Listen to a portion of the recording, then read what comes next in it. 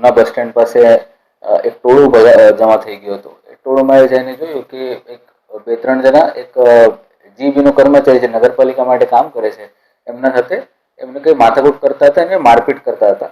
એ પોલીસના ભાગરૂપે અને પોલીસના ફરજ અનુસાર એ ત્યાં વચ્ચે ગયો અને એમને કીધું કે તમે ઝઘડો ના કરો અને એમને વેરવિખેર કરવાનો પ્રયાસ કર્યો. તો આ જે સામેવાળા લોકો હતા આ એકદમ ઉશ્કેરાઈ ગયા અને પોલીસવાળા ઉપર જ કપડે ફાડવાનું અને પોલીસવાળાનો ફોન લઈ લીધા આ લોકોએ. અને એ જે બીજો એક સાહેબ હતો જીએબીનો એમનો પણ ફોન લઈને બંને ફોન લઈને ત્યાંથી ભાગી ગયા. પોલીસવાળાનો શર્ટ ફાડવામાં આવ્યો હતો અને પોલીસ ઉપર એક બે ભીડભાડમાં એક બે એમને મૂકો માર પણ લાગ્યો છે. ઘટનાની જાણ થતાં તરત જ ભાભર પોલીસ સ્ટેશનમાં 611/2025 નો ગુનો નોંધવામાં આવ્યો, જેમાં પબ્લિક સર્વન્ટ વિરુદ્ધમાં કરવામાં આવતી કામગીરી અને લૂંટની ફરિયાદ લેવામાં આવી છે. એમાં ટોટલ 4 આરોપીઓનું નામ છે. આરોપીઓનું નામ છે ટીનાજી દિલીપસિંહ રાઠોડ, પિન્ટુ શૈલેષસિંહ રાઠોડ, ગૌતમસિંહ ટીનુબા વાઘેલા, વિશાલ અચુબા રાઠોડ.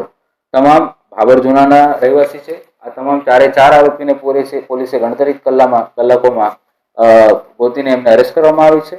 અને આજ સવારે એ ઘટના કેવી રીતે અંજામ આપવામાં આવ્યો હતો આનો વિગતવાર પોલીસનો રિકન્સ્ટ્રક્શન પંચનામો પણ કરવામાં આવ્યો છે.